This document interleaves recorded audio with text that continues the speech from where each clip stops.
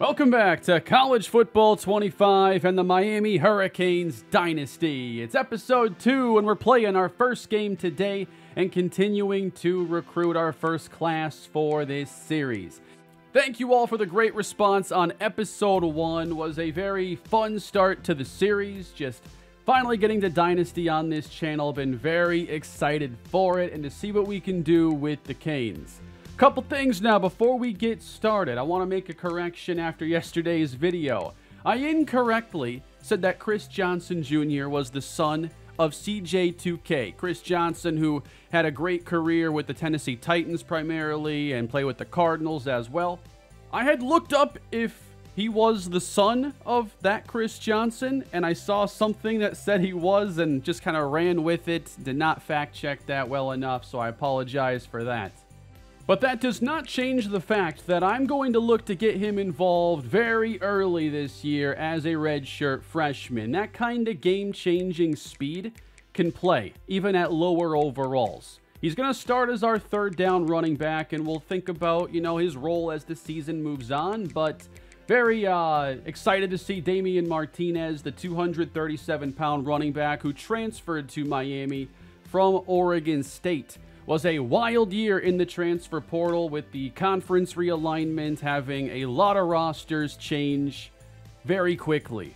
I've wanted to get a fast start in my series on college football, but at the same time I wasn't sure what kind of issues would be present in Dynasty.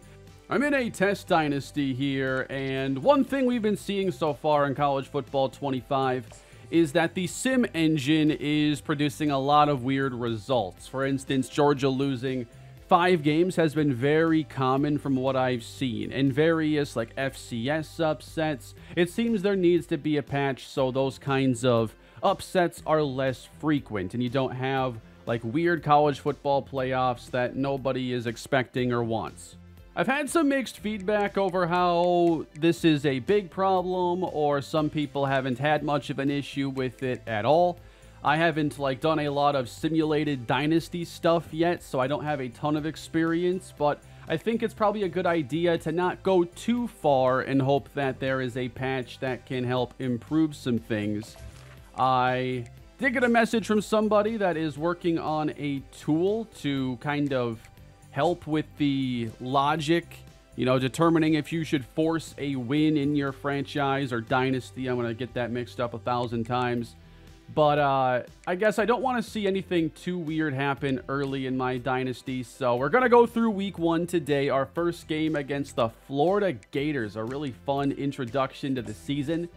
But I don't want to go too much further and hope the week 1 patch, or the day 1 patch that comes Friday, can iron some things out. If you didn't know, you can go into the schedule and you can force results if you want to here in Dynasty. So that's just something to take a look at.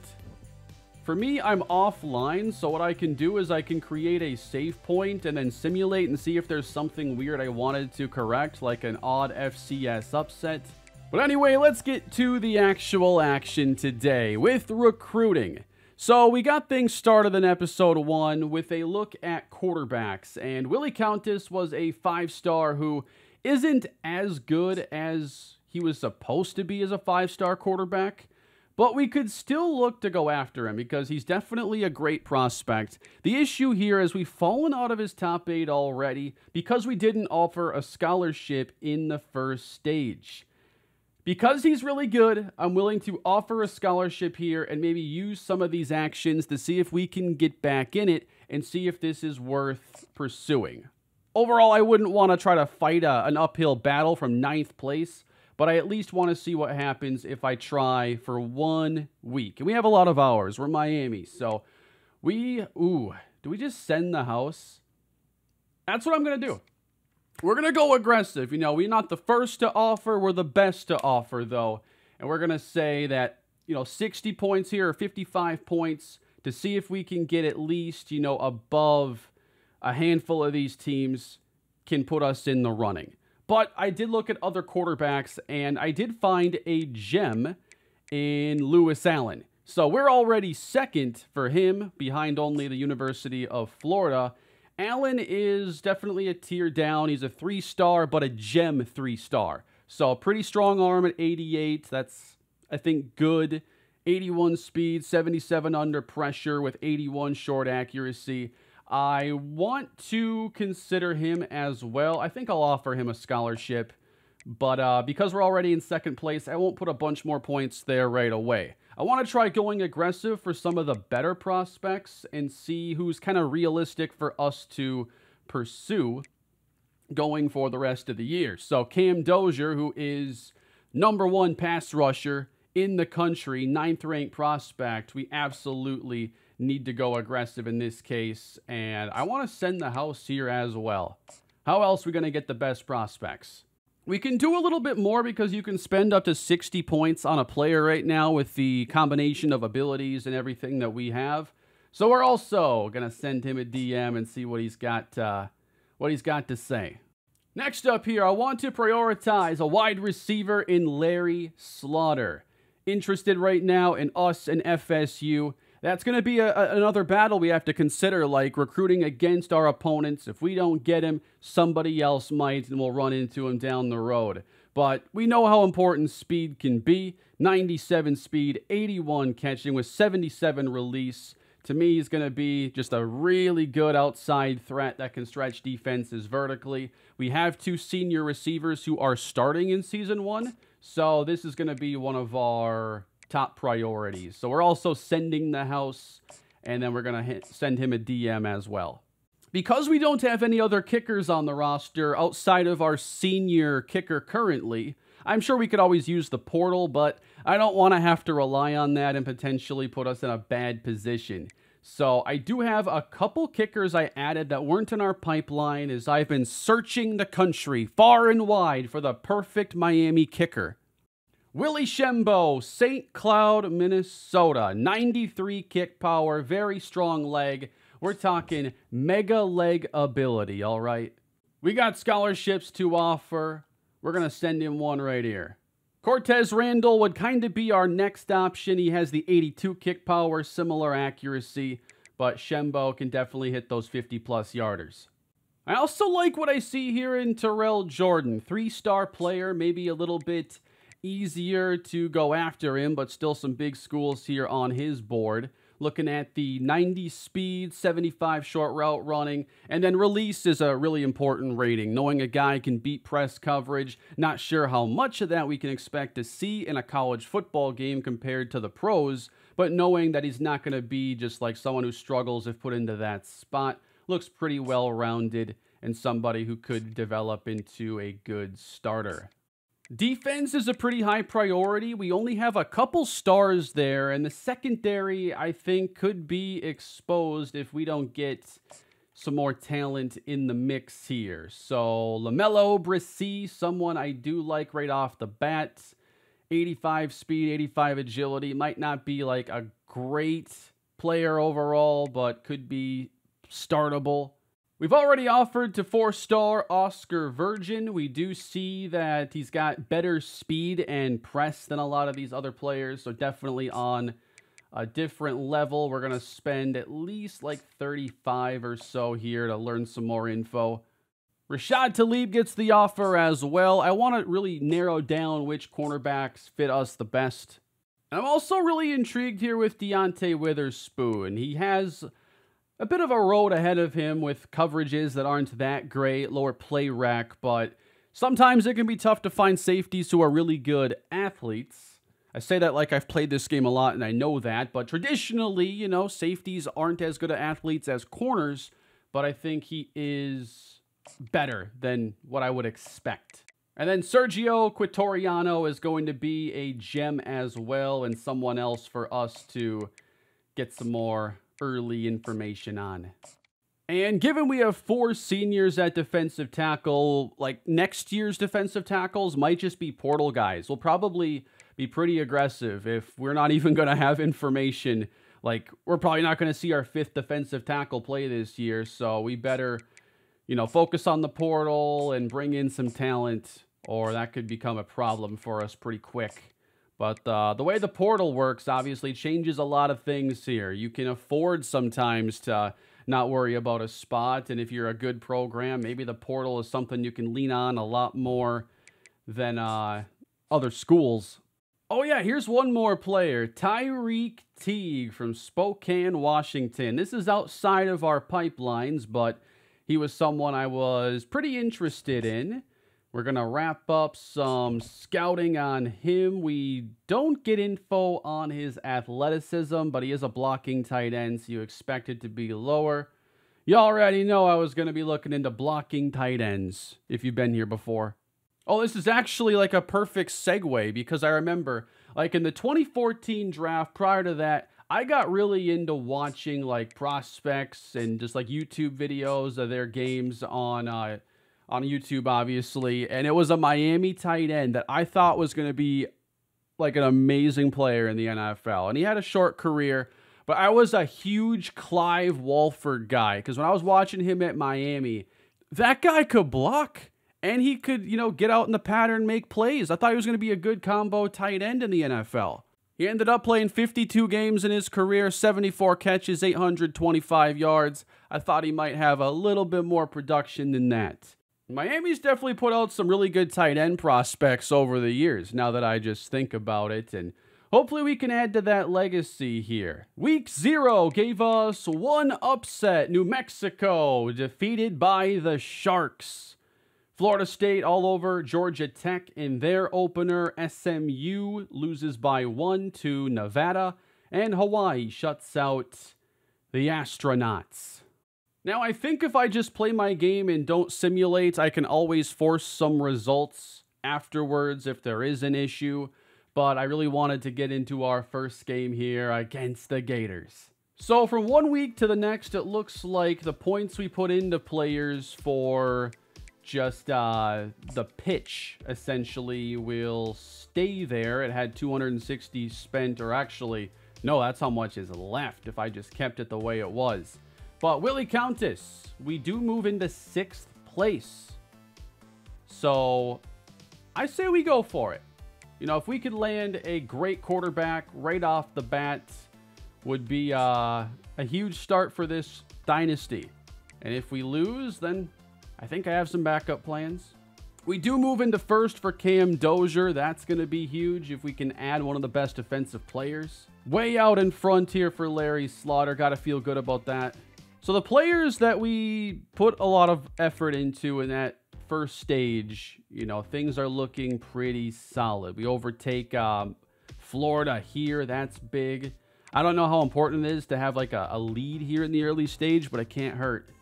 Going to start downsizing the board then, feeling pretty good about the early efforts at quarterback. I feel like I have a first and secondary option, but maybe I shouldn't forget about guys like Adrian Teague and David Kinoy in case this one doesn't go our way. I think I have to go with Teague here over Kinoy, though, with our points. He has much better throw under pressure. That is a 13-point difference. He's more mobile. Has a stronger arm as well. We send the house at him and Countess. Kind of like to find some more tight end options for the board. If you just leave it on this default filter, it'll recommend players for you. Usually it's players who are interested in a pipeline. It's not a bad little guide when you're talking about hundreds and thousands of players you could look through. But you have the option of going just any state and looking at the top tight ends across the country. Somehow there are like very few of the best tight ends in our pipeline. I wanted the variety of archetypes here, so we're going to add a couple possession guys and a vertical threat. Not much of a blocker here. Definitely a bust there. The athletes are going to pop up as well when you're looking at positions just based on what they fit. So it's a little bit less of a, you know, looking through their ratings to see what positions they can play. Again, pretty low on the blocking here, but 79 catching, and maybe that run block is more normal. Both those possession guys had that pretty low. And then Josh Lloyd here, 85 excel, 75 catching with 85 speed. I almost forgot to give some love to the offensive line and players like Joey Fraboni. Fraboni has us as his top school, and we need to probably get pretty aggressive. I love the starting point for him. What do you say we get our first game in the series underway then? I wish there was a screen that would show our whole starting lineup like there is in Madden. Want us to get to know the team well and see how everybody fits together. That'll be kind of a process here as we get underway. I do have a little chart that I've made myself here with a lot of the key players we're going to be seeing on a regular basis. But I'm most looking forward to how our offense performs here right off the bat with Cam Ward and Damian Martinez, two big pickups in the portal. Excited about Xavier Restrepo, who's going to be the slot receiver as well with how good of a route runner that he is. So you'll see Restrepo, Jacoby George, and Isaiah Horton when we go to our 3 wide sets, which is probably quite often. I have not yet figured out how I want to kind of customize and build out my playbook. I know the college game is played so much differently than the NFL, which I'm far more familiar with, but I want to do something that fits our team, and it's definitely not going to be a pro-style offense in this series. I don't have any interest in building that. Now we're going to go up against Florida, though. A rivalry matchup straight away. The Gators, not quite the program that they once were. Trying to build that back up. Graham Mertz is the quarterback, a senior. What I'm looking for right away is how we match up against their offensive line, because I think the matchup for Ruben Bain is going to be really juicy against the 77 overall right tackle. Secondary looks solid, though. Jason Marshall, the senior, is their top guy. He's got speed and good man cover ability. I will be using the same clock settings I use in my Raiders and past franchise rebuilds on Madden. Of course, this is on All-American difficulty because we want the most ratings-based experience. It's a CPU series. First game, and we're going from the beach to the swamp, where the Gators look for an early upset against the Miami team that's got some hype going into this year. We've cracked the top 25, unlike the Gators. And we need to work towards making this the best program in the state of Florida once again.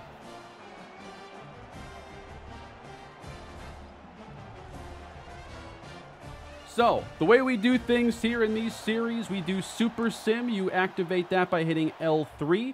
We change the speed to slow. This allows you to watch from a broadcast angle. And I'm going to just have us get right into it here. And our offense is set to see the field first. We're underway in the Hurricane Dynasty. And the kick is taken up to the 20-yard line. And Cam Ward makes his Hurricane debut.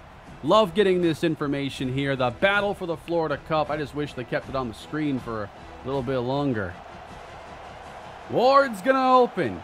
In the pistol, he fakes. And Ward, oh, it is incomplete. Or is it a catch? Now it says first down. They ruled that a reception.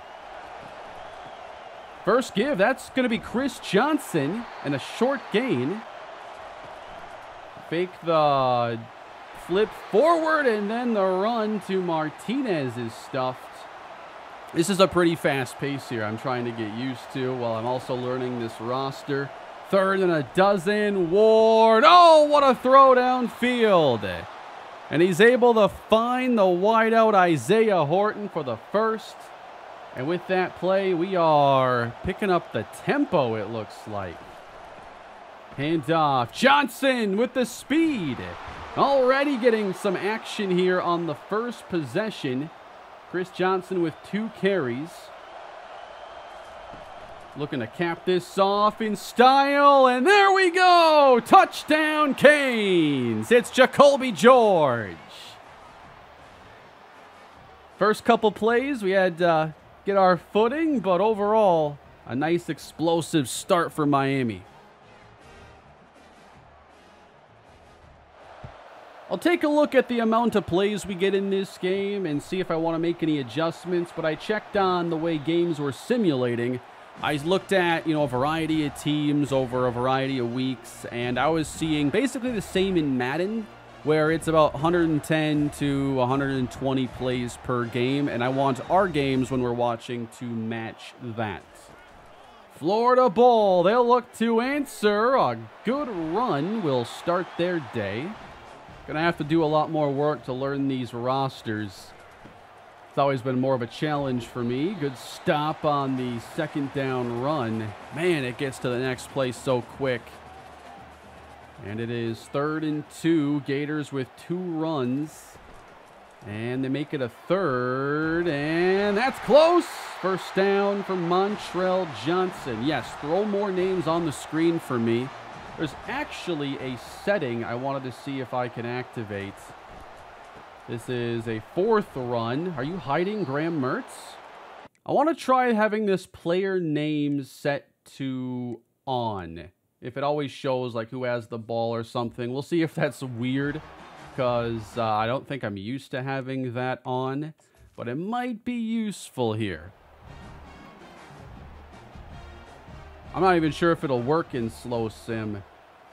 But the Gators will look to throw for the first time. And yeah, they're not giving us any names here.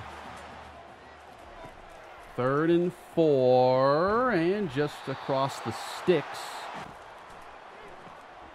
Oh, what a play there in the backfield. That was awesome. That was the linebacker, Wesley Bassett, flying down to make that play.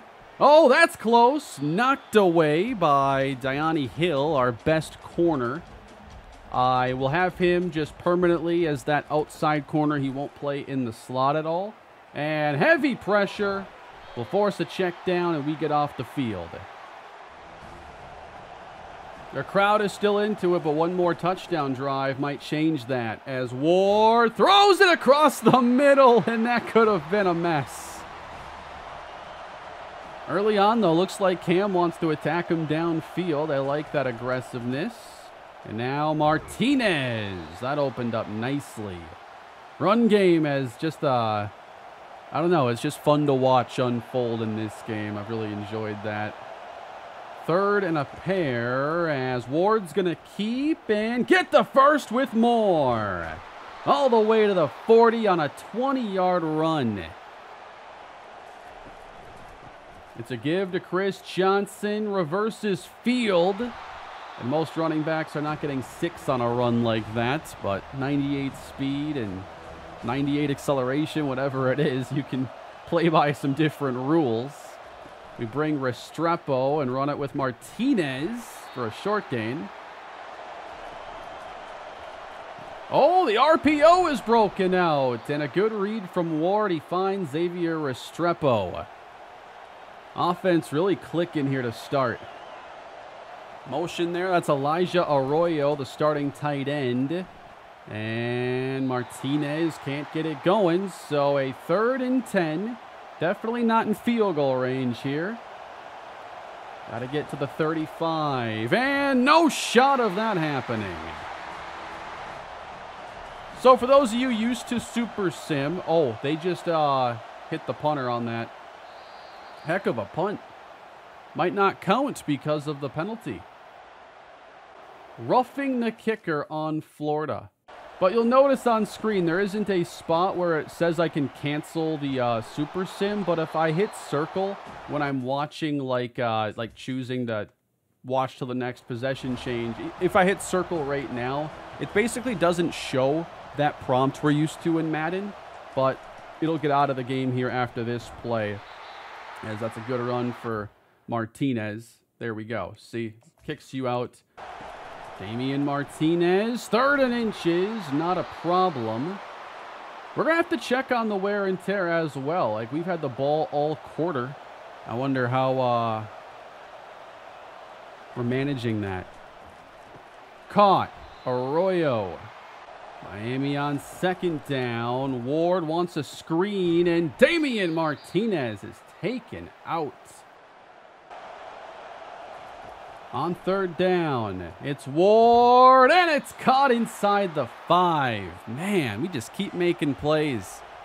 And I actually don't have a number or a name there for number 13 in my notes. I want to know who just checked in. That was Michael Redding III. So I know in these offenses, we're likely to see more 4-receiver sets and probably get more of the depth players involved, which will be really fun. Especially because I'm used to in Madden where I can really only get 3 receivers involved reliably. Hard to get that 4th guy much action. But now trying to cap this off, Damian Martinez grinds his way in, and the Canes score another one. Florida may be in trouble here in week 1. Dominating them in the swamp. So when I'm going through games in this series, I don't watch, everything, not by a long shot, but I do like to blend together, watching a lot of the games, simulating some, and trying to focus on some of the more key situations. I know it's like a weird Frankenstein creation of a series, but I've really enjoyed it here over the years. Florida stalls out near midfield. They're going to give it back. Michael Redding, a 22-yarder, so our 4th receiver already with 2 catches helping contribute. We go to 3rd and 11, and Florida has finally stopped us. They don't rough the punter this time. I'm guessing that special teams in the simming here might be a little more interesting than what we have seen in Madden. Ruben Bain's going to pick up his first sack of the year on this drive. 30-yard run, Xavier Restrepo. Let's get back into the game. I'm noticing a lot shorter punts, too. Florida only had a 28-yarder. And then we ran for 30, so it's like they turned it over. And here we are looking for more late first half. Trying to blitz Ward. He gets it out. Caught by Arroyo. Got a $129, 1 touchdown for Cam Ward in his Canes debut. And now we got some movement.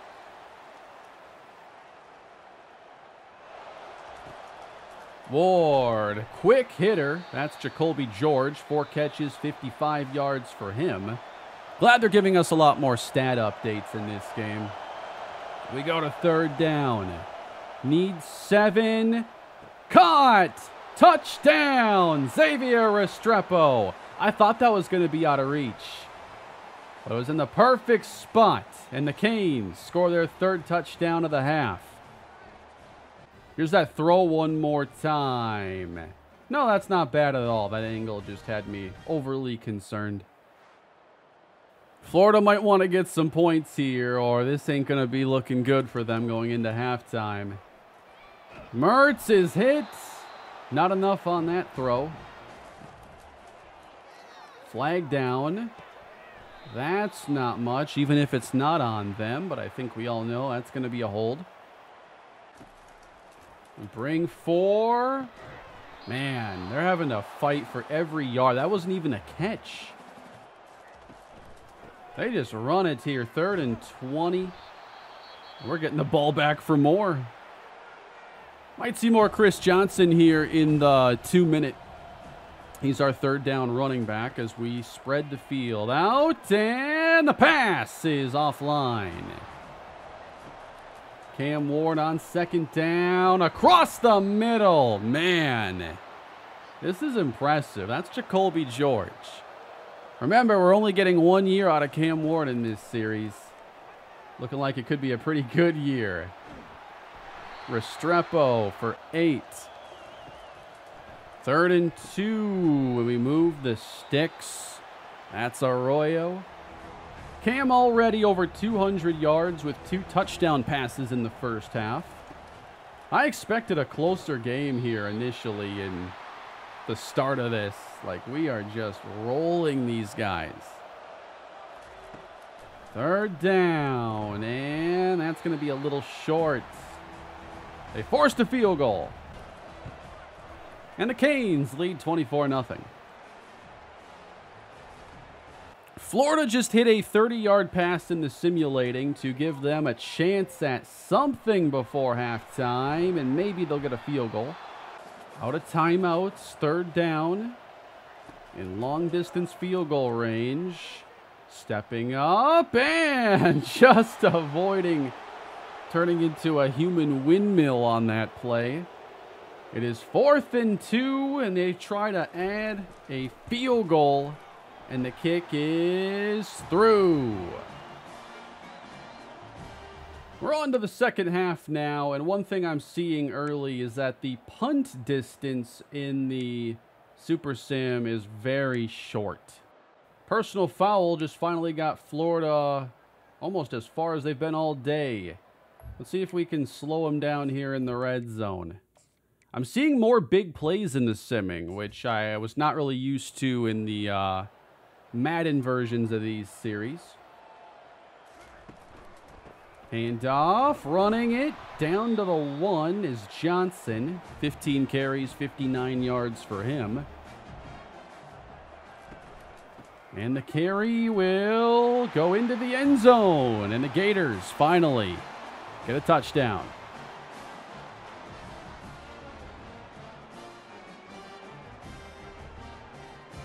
We're almost to the fourth quarter, though.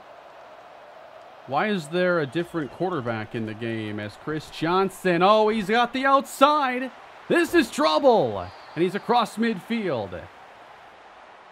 Out for the game with a PCL sprain. So, not a major injury. Shouldn't be. But Ward is not going to finish this one. And that means that Reese Puffenbarger, the junior, is going to play. He's got some decent accuracies, but he doesn't have the strongest arm, isn't going to make a lot of great plays out of the pocket. He's just our backup quarterback, and I'd like to see the offense, you know, if we can still move with him. We don't want to give Florida a chance to get back in this game.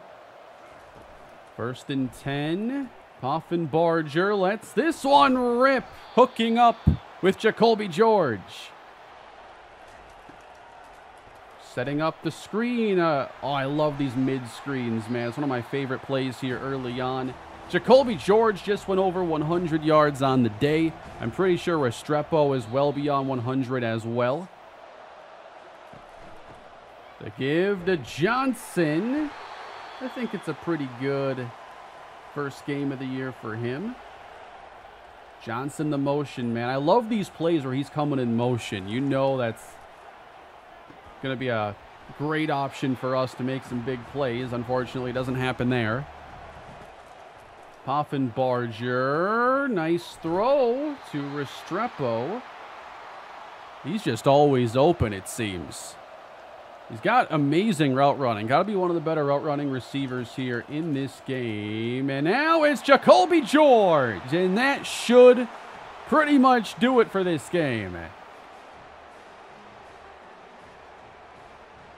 And the first game of the Dynasty is a very successful win. 41-23 over Florida, who did get a couple scores in garbage time. But a very dominant showing. We win the battle for the Florida Cup. And we see where this can launch us. Jacoby George, 10 catches, $142, and 2 scores. And there's one of the scores right there. He and Restrepo look like one heck of a duo right now. Yeah, that's going to explain a lot right there. We're 12 of 18 on 3rd down. They're 4 for 13. Held them to 3 yards a carry while we had 4.3. Here are the numbers for Miami. Cam Ward, 20 of 27, 2 touchdowns. And Puffenbarger doing a really good job coming in with him hurt.